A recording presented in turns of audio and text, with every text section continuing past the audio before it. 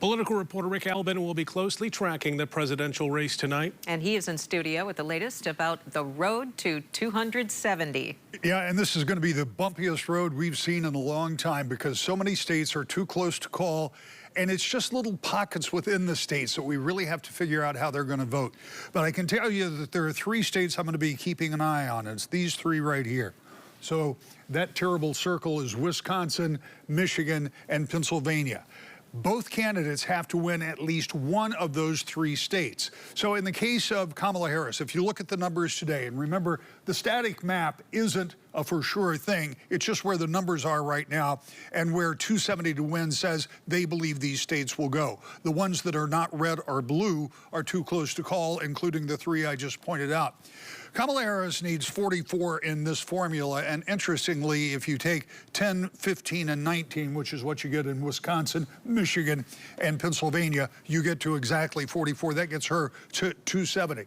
For Donald Trump, he needs a few less electoral votes today than he did yesterday on projections, because overnight Arizona went from a toss-up to just leaning for the Republican. But if all of that plays out as the pollsters think it will, then he needs Georgia and North Carolina. That gets him 32, and then he needs 8 other votes somewhere, and those would have to come from one of those 3 states. With Nevada's only 6, that won't get him there. So that means he has to win at least one of those states as well. So what we'll really be watching is what happens in Pennsylvania, Michigan, and Wisconsin. If they all trend in one direction, that person is likely going to be the next president of the United States, almost certainly will be.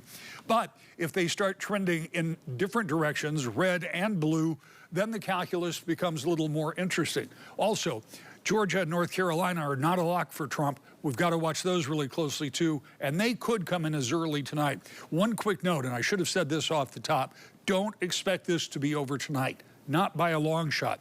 We'll be waiting until tomorrow.